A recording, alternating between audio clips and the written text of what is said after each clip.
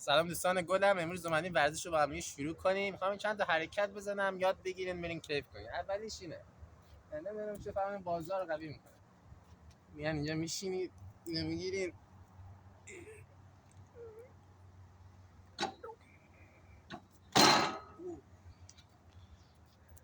ولش کنین خرابه. بعد میاین دستگاه دوم میشه این برای پاه. من نمیدونم کجا پا رو قوی کنم، قوی میکنه.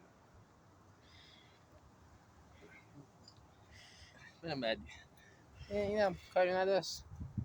این سخت‌ترینشه. بعد خواهر مادر دست سرویس میکنه.